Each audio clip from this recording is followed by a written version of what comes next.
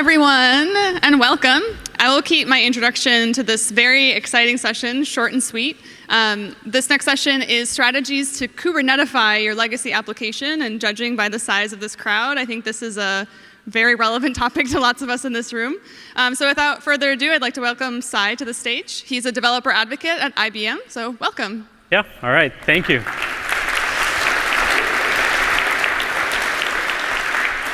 Wow. This is just a little bit intimidating, but I'm super excited and actually honored to be able to talk to all of you today. The Kubernetes community is so talented, and to have the honor to be up here and talk about this, I'm really excited. So again, I am Sai Vennam. I'm a developer advocate and a product manager on IBM Cloud. But without further ado, let's go ahead and get started. I like to get started with a quote usually, and this is from Gartner. Essentially, every dollar that an enterprise invests into digital business innovation, so this is things like adopting container runtime technology, Kubernetes, the latest and greatest cognitive and AI capabilities out there, any kind of dollar that's invested in those, an enterprise would instead have to spend 3 times as much if they were to only strictly continuously modernize their application. So let that sink in. But there's a balance to be made, right? So you can't just ditch everything that you have, all of this legacy application architecture, and start from scratch. There's plenty of Kubernetes failure stories out there that explain exactly why you shouldn't do something like that. So you got to have that balance between modernizing and taking your legacy architecture, but also innovating and taking advantage of all these awesome AI cognitive capabilities that are out there, or maybe even just container or Kubernetes technologies. One other number here, so kind of goes hand in hand with that the 3 number in that last slide. So taking advantage of container technology, we've seen that the costs are reduced as well as app downtime. So better user experiences, lower costs. Yes, there's the upfront cost of kind of teaching your company and getting everyone kind of ramped up on these technologies. But at the end of the day, the numbers speak for themselves. So why are we here today? We're going to be talking about modernization. I made up that word, Kubernetify. So we're going to be talking about Kubernetifying applications. If you take these keywords, and throw them in Google, maybe combine them with something like legacy applications, you'll see hundreds, maybe even thousands of articles saying, yes, you should do this. You should modernize with Kubernetes containers. I mean, there's no doubt about it, right? But almost all of those articles are 2 to 3 minute reads. They don't really dive deeper. It's hard to actually figure out where to start, especially if you're a smaller company, to figure out how to take this legacy infrastructure and to move forward.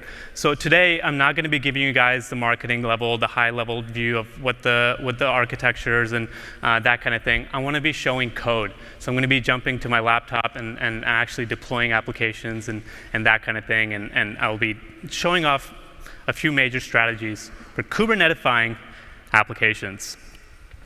So here's my perspective. The idea, the way I see it, you either evolve or you fall behind.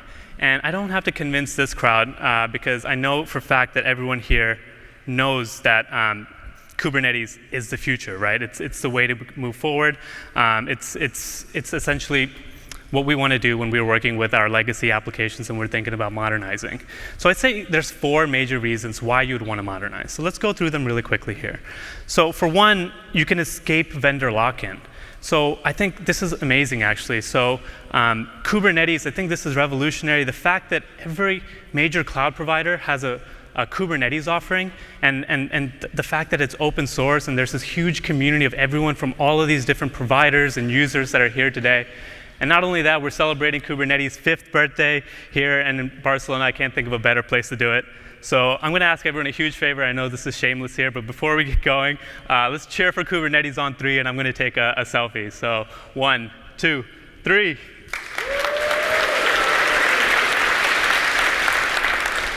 Thank you so much, everyone. That was a lot better than I expected. But OK, let's get back to it. So we talked about escaping vendor lock-in. Next, let's talk about the fact that when you're taking advantage of these Kubernetes Kubernetes on on top of cloud providers and that kind of thing, you get to reach multiple geographies, data centers across the world. In addition, that means you unlock essentially unlimited resources. I can't imagine a case where anyone would actually hit that limit of what a cloud provider can provision. Then at that point, just go to the next one. So, that's one of those awesome kind of capabilities that you get with this modernization. And finally, I talked about vendor lock-in and avoiding it. But sometimes you can take advantage of new integrations that work best in certain clouds. And in addition, say you have financial data or something that you want to secure on-prem. Well, sometimes you want to make sure that your private cloud stays private. You keep those integrations there, and then you create new cloud-native applications and new applications in the clouds. And in addition, we're going to actually show off in this talk integrations with some cool third-party services out there. So messaging services and cognitive stuff. Maybe you can guess, but I'll keep it as a surprise for later. So the way I see it, so that's a Kubernetes cake that we've got right there. And we've got a recipe to essentially Kubernetify, right? And I don't see this as a three-step process. I see this as 3 ingredients to be able to Kubernetify. And the way I see it, there's going to be lift and shift. So that's something that I'm sure a lot of us have heard in the past before, essentially taking your applications and moving them into the cloud. And not even necessarily refactoring much or modernizing them, literally just moving them into the cloud. There's a number of advantages for that. We'll talk about them. There's innovation, so taking advantage of new integrations, moving to the cloud and taking advantage of integrations there. And then deconstruction and refactoring. This is when you start paying off that technical debt. This is where you've got to figure out, where do I start breaking things apart? Take a sip of water. All right, I'm sure everyone recognizes this ugly parrot. I think when this app first came out, I think I was like 10 or 11 years old, but way back in the day, this was called JPet Store. It was introduced to essentially showcase the awesome capabilities of J2EE platforms. But nowadays, it's more used as kind of an example of modernizing. So taking this ancient Java application and pulling it into Kubernetes or whatever modern technologies there might be. So that's what my talk is going to be centered around today. Excuse me. It's going to be Kubernetifying this Java application. So let's talk about the old architecture real quick. So we got a user who in turn hits a Java web app that's maybe in a VM somewhere. That in turn, to kind of pull information about pets and store information, is going to access a SQL database. And for the sake of this example, let's imagine that SQL database is on like a private cloud. Maybe it's on-prem. Say we have like an enterprise license that keeps it HA and backed up, and we probably paid $1 million for it over the years. But let's say like that's the kind of back end for it. So the first strategy that we're going to talk about here, that first ingredient, is lift and shift. So the biggest advantage I would say with that is the ability, the fact that you get speed when going to market. Essentially what that means, say that this pet store application owner, say that Easter is coming up and they know that a lot of little kids are going to want to buy bunnies. Just whatever, just go with it. So what they want to do is be able to quickly modernize that application in time. And they noticed that last year the application crashed because there were so many people trying to hit the app. So they need to quickly containerize it, move it into the cloud, and get resources. But they don't have unlimited money either, right? So they can't afford to scale out VMs because that just adds cost way too quickly.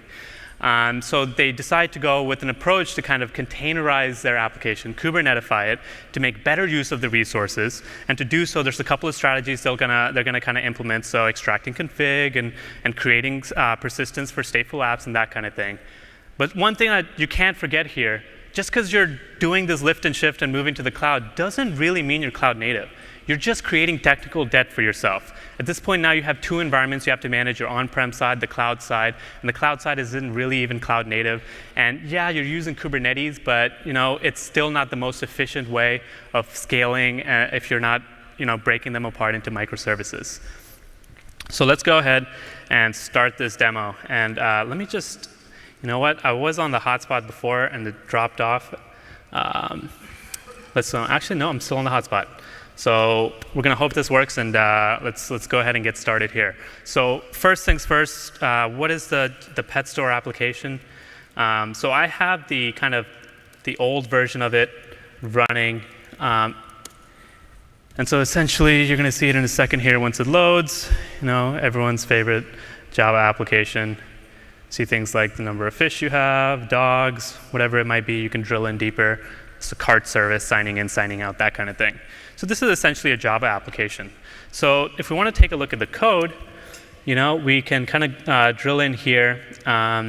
So I'm in the wrong directory, so we'll go here real quick, jpetstore Kubernetes. And let's see, and then one more folder in. OK, here we go. So if you're familiar with Java, then you might recognize some of this stuff here. And I hope that's big enough. I can probably make it a little bit bigger for you. So you can see things like the source code, the war that gets generated. But what we want to do first is take this application and just straight up Dockerize it. And yeah, we know it's a monolithic application. There's a lot of services in there. But you can still Dockerize monolithic applications. So what we've got here is a Docker file. So taking a look at that Docker file, we can see that very simply it just uses the OpenJDK, copies the source code in, builds out a war file, and then at that point it copies in a couple of connectors, like a MySQL connector. So if we wanted to build this out, we say docker build. The current directory, we'll tag it for this repository. And this is going to happen very quickly because I didn't change anything. That was on purpose because I didn't want it to do anything during the actual demo. So very quickly, it's actually created that Docker container. If we wanted, we could actually start that container image and access it on our local machine here. I'll kind of leave that as an exercise for later. All of this is on GitHub. And the next thing I'm going to do is actually, so we talked about the two services. There was the pet store. Now we're going to figure out the data store side of this, so the MySQL. So cat db Docker file, so it's in a different directory. And this one's even simpler. Essentially, all it's doing is it's starting with the MySQL base image, and then it starts some initialization scripts, which essentially what it's going to do is set up replication.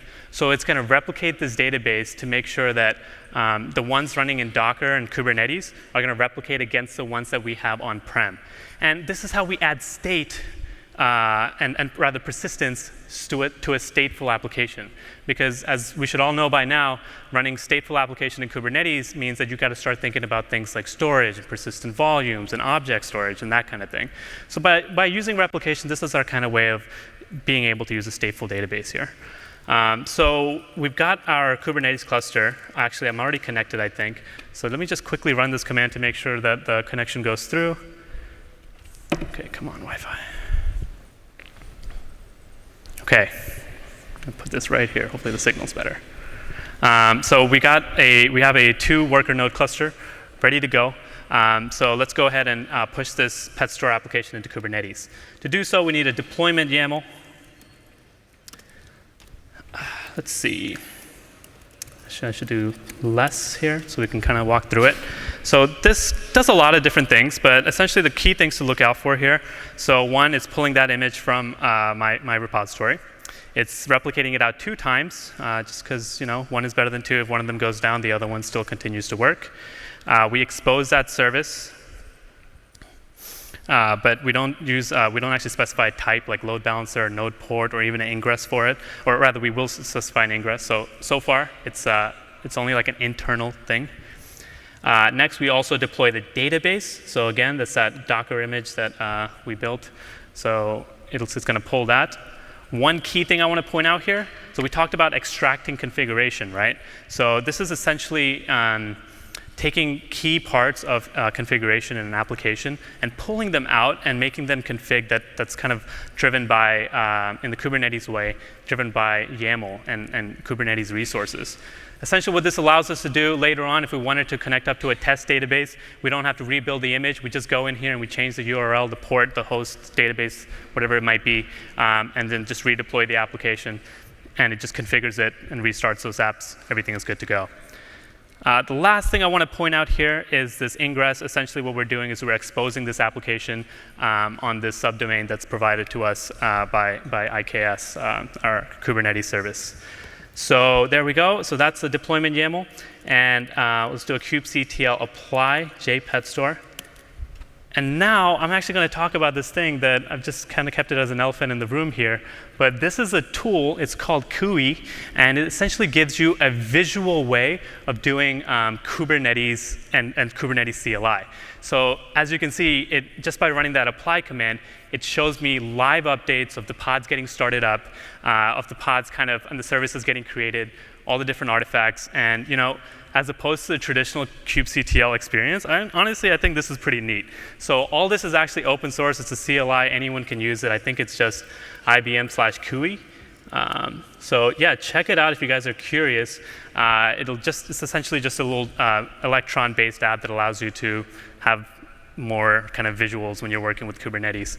Another, I think, neat thing, it literally helps you walk through logs. So for example, if you do -H, you can actually start clicking on commands and get information and examples. It's essentially just like a prettier way of working with Kubernetes. So yeah, check it out if you guys are interested. So next things, so what we've done is we've deployed that application. I think we saw that all of them started, but just in case, let's just do a get pods one more time. OK, cool, ready to go. Let's do a get ingress, because we set up an ingress to actually access this application. So here we go. Here's the host. Throw it into a browser, moment of truth. Yay, all right. We got pet store running. All right. So essentially what we've done is we've taken the pet store application, containerized it, Kubernetified it, and pushed it into our cluster, at which point we can start taking advantage of all the awesome cloud advantages, right? So bringing in new VMs in response to load, auto-scaling, scaling back down, and what we're going to get into next, cool integrations within the cloud. So OK, let's kind of shift gears back here to the presentation. We've done lift and shift. Here's our actual architecture. So essentially, end user hits the pet store application. That pet store application stores things in a database. That database gets replicated onto the one that we have on-prem. Fairly straightforward. So that's the kind of power of lift and shift. You don't really have to refactor or change the application much. You just start using the cloud right away. Next, we're going to talk about innovating and improving on your application. So the awesome thing about this is you're creating new end user experiences, right? So let's say, for example, with this pet store application, these kids that are excited about buying bunnies on Easter or for Easter, they're not going to want to use that gross-looking application. That parrot might give little kids nightmares. So I think instead what we want to do is create a new experience for them, something where maybe kids can use their phone to take a picture of, say, a pet or an animal, and then we'll identify it for them and let them know if that pet is in our store and is available. So that's our goal here. And to do that, we're going to have to build off of our existing architecture, our existing APIs, that pet store app, that MySQL database. And sometimes that's difficult, because that's what happens. When you have these legacy architecture, you're restricted to kind of like using them when creating these new cloud-native-based applications. So for this demo, I want to take advantage of two capabilities, right? So essentially, we need to support some way of text messaging and reading those messages in and routing them in a programmatic way. To do that, we're going to use Twilio. And the other side of things, we need to do visual recognition. So you send in a picture, you need to actually figure out what's in that picture. To do that, we're going to use the Watson Visual Recognition Service. So those are the two things that we've got going on here. Let's go ahead and get started. Actually, you know what? I've done this both ways, but let's actually walk through the architecture before I go to the demo, just so we really know what's going on. Essentially, what we're going to do, the device is going to hit the Twilio service. The Twilio service then routes that image to a microservice. That microservice then figures out what's in that image and then asks the pet store if that pet is in the store. And then it kind of routes all back to the user. So let's set that up. Two things I'm going to need. I'm going to need the actual visual recognition service. So if we Google this real quick, it's essentially, you throw in images. You can even classify and train models if you want, but like the free version that we got out there, anyone can kind of just go play with it. It's something like, you get a lot of API calls for free. Essentially, it'll tell you with confidence ratings what's in an image, that kind of thing. And it can even go deeper, and for our case, tell you what type of like cat it might be, or dog, or whatever it might be. So we've got that service created. Don't do anything bad with my API key. So that's over here. And we also have a phone number set up in Twilio that essentially is going to allow us to send and receive text messages and MMS. And we've set up a webhook. So essentially, anytime Twilio receives this image, it's going to pass that image on to our application, so all that processing can get kicked off. So we've got this created. Next, what we need is the actual messaging service. So I've got that here already. CD MMS search. So this, since we're making cool cloud-native applications, we're not using Java anymore. We want to go with something cool. And so to do that, we're using Golang. And at this point, I think Go might even stop being cool. I think people are using even crazier languages these days. But for the sake of this example, we use Go to create a simple application that lets you chat and send images and work with our pet store in new and innovative ways. So we've got this application created here. So we talked about those secrets. I put all of those secrets in this JSON file. And this is a good way of dealing with API keys and Kubernetes and that kind of thing. You want to put those into a file, and then you don't want to put that in like GitHub or source control, or even push it in as source code in the Kubernetes or the Docker images or container images. What you want to do is take advantage of Kubernetes secrets. I have a little cheat sheet here. So I'm basically going to create a secret from that file. Essentially, what this is going to do is push those secrets. Yeah, this internet is struggling. But OK, it's essentially going to create that secret. And now what we can do is actually push that Go application. So after we've built it, so on, whatever, we kind of walked through that earlier, we will deploy a new application. This is going to be the MMS app. Essentially what we've got here, again, very simply, one thing I do actually want to point out here, that secret that we just pushed, this is how it's being mounted into our MMS service, so it knows how to access that Watson service and that Twilio service. It's actually being mounted through that YAML file right there. And also we're exposing this application using an ingress because we want to be able to access it directly from the public internet. So let's go ahead and do that.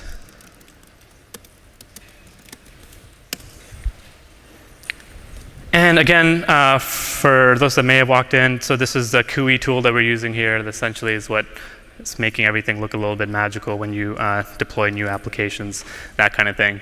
I will say that I did deploy this application earlier. That's why it's starting so quickly, so it doesn't even have to like pull the image again. So OK, there we go. We've deployed the application. We've got the secrets running. Now, moment of truth. I'm not sure if the demo gods are on my side because my phone is an American phone, and I'm trying to text message an American number from Barcelona, so we'll see what happens. So what we're going to do is drag this image of a cat, and I've already got it set up. I'm going to hit enter, and I know this takes like a few minutes, or not a few minutes, but a few seconds probably. So in the meantime, let me open up this keynote here, just so people can see and remember exactly what was happening. And you got to get really excited if it comes back, if the text message comes back. But essentially what's going on, the device sends that text message. That's what I did over there. You make sure that it actually sent on my phone. And whoo, let's go. All right. So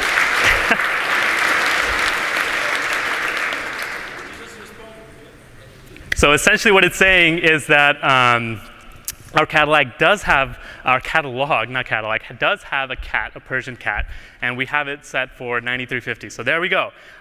We were able to integrate that Twilio service, take advantage of visual recognition, so much happening on the back end, and send a text message from Barcelona to my US Twilio number and get a response back in about 20 seconds, maybe. It felt like an eternity up here, but maybe something around there. So I'd say that's pretty cool. So let's kind of jump back into the presentation. And then now that we have this architecture, I'm feeling good about what we've done. We've lifted and shifted, we've innovated, we've improved. But we have a problem here. So right here, that's the bottleneck. So essentially, anytime we're storing data with the pet store, putting it into a SQL database, and it's getting replicated on-prem, that's something that's not ideal. In addition, we have this expensive enterprise SQL license on-prem. Maybe we paid like $1 million for it, and we're not even using it because we're using that cloud service. So how do we fix this problem? Well, we already did the first thing. We've identified that we need to fix something. So that's part of modernization. It's going back and refactoring and figuring out where you need to fix things. So in this case, we figured out that, let's fix this portion. So the advantage of doing something like this, it allows you to create more performant modern applications. I think the general strategy for when you want to do this kind of refactorization is first, you got to identify what you want to refactor. Another option I could have done is to break apart the J pet store application, have the front end live on the cloud, and then the back end be its own massive monolith. That allows us to scale up the front end and the monolith separately. That's one strategy. And that's something that I actually see happening quite often is when we're choosing what we want to deconstruct, it's pulling the front end out of the monolith. That's one strategy. In our case, we identified that SQL database that we wanted to kind of fix that situation where we're having to do that replication. So what we want to do is create glue code. Glue code is essentially a modern way of communicating between languages. So generally, it's APIs versus like procedural calls, remote procedures, whatever it might be. So we want to create an API, REST API fashion for communicating with our database. The thing is, refactorization can be time-consuming and expensive, but that's kind of that's how it is. I mean, we did the lift and shift, we incurred that technical debt. Now it's time to pay back this loan. So let's talk about how we're going to do this deconstruction side of things. And for this, there's a open source framework that I like to use called LoopBack, and that's based on Node.js. So that's kind of my background a long time ago. I was really involved in the Node.js community and that kind of thing. So essentially, it's this awesome way of essentially taking a database and exposing it as APIs, and that's going to help us solve that problem that we have here. Because what we're going to do is replace that MySQL database, and we're going to replace it with a Node.js API microservice. That allows us to scale that API microservice independent of the rest of the stack, and in addition, allows us to continue to use that MySQL database on-prem, that enterprise license that we got. Maybe there's financial data in there. Maybe there's like GDPR regulations we got to hit, something like that. So we want to keep that MySQL database in the private cloud. Whatever it might be, this is going to be the architecture we go for. So I've already kind of done that. So we have that, that CUI shell. Let me go back in here. Jesus. We're going to CD into the pet store LoopBack application. And we're going to start this app locally. And I've already connected it up to my data source that's running on-prem. So to do that, maybe I open up a tunnel or VPN, whatever it might be. And we can actually access this.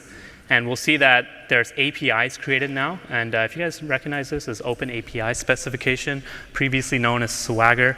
And we can use APIs now to get things like the list of pets that we have in our database. So boom, there we go. We can hit that try it out button or take that URL, put it into a browser, and get it that way. And we have that for kind of all the artifacts. So again, what's my point with this? Why did I do that? So essentially, it's to expose a programmatic way of talking to legacy architectures. That's what glue code is. That's what modernization kind of boils down to. You need to take existing kind of legacy ways of talking to applications and modernize them. So now that pet store application, I am going to have to refactor it. It has a bunch of SQL calls in there. I have to change those to REST API calls. That's time consuming, it's expensive.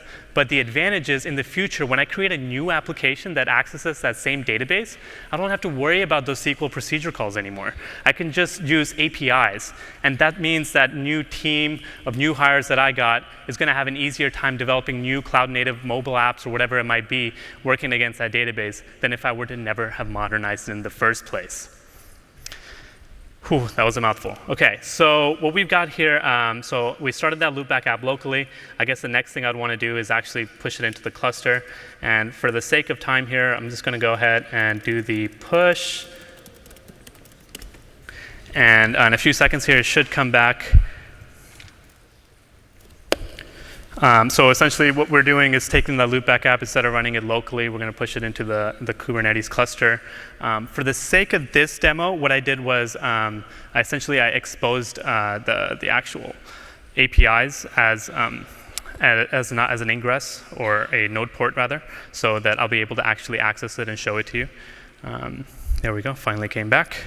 Maybe the hotspot is not so good. There we go. OK. Let's do a kubectl get service. And we'll take this external IP. Sorry, I think I might have said node port. I meant load balancer. Take the port. And now we should get back our LoopBack application running in the cloud. There we go. And if we go to the Explorer, we can start using these APIs. And then one more cool thing about LoopBack real quick is the fact that since we have this open API specification, this is essentially documented APIs. People can, new people that want to access this application and use this data can start doing it without having to talk to you. They can just go in here and figure out exactly what they need to call, what parameters there are, that kind of thing. I think it's pretty neat. And I think it's one of those things that I've seen is actually quite helpful when doing modernization. So again, real quick, looking at that new architecture, this is kind of our final kind of approach for this application. So the three major things we talked about today: lift and shift. It's the first thing that we did when we took that pet store application, just simply moved it into the cloud, didn't modernize it or anything like that, but allowed us to have speed with go-to-market.